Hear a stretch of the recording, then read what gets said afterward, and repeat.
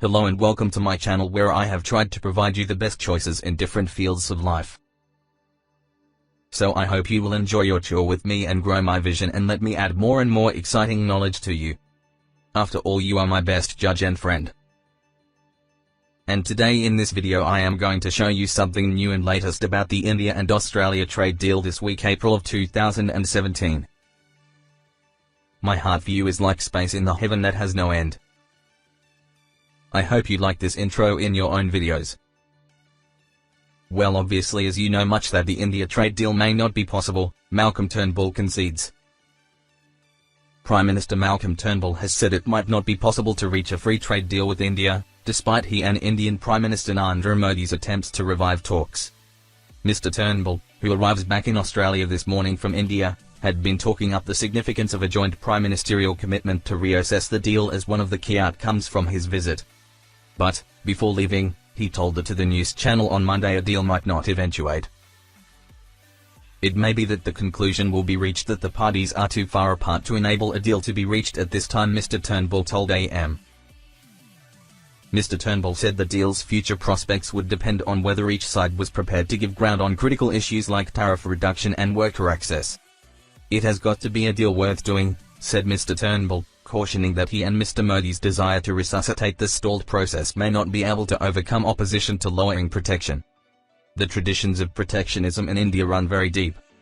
Now Mr. Modi is changing that, but obviously these changes tend to have a period of evolution. In addition, Australia should aim higher than $20 billion trade with India. Meanwhile, Australia has resisted India's push for it to relax some immigration restrictions, including on 457 visas which would allow greater numbers of Indians to work in Australia.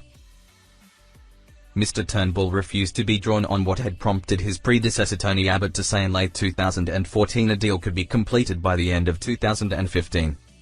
You'd have to ask him that, said Mr. Turnbull, who added that he did not want to get into a blame game.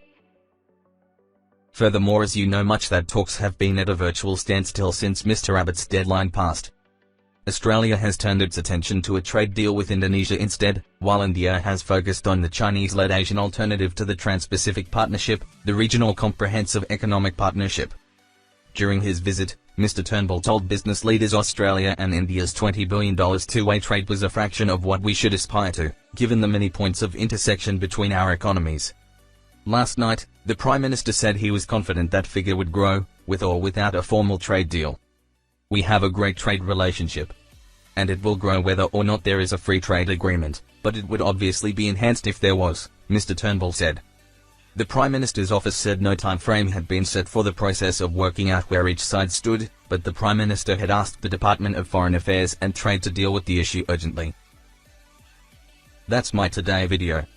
Thank you so much for watching this video. Please subscribe our channel for more latest news. Goodbye and see you next time.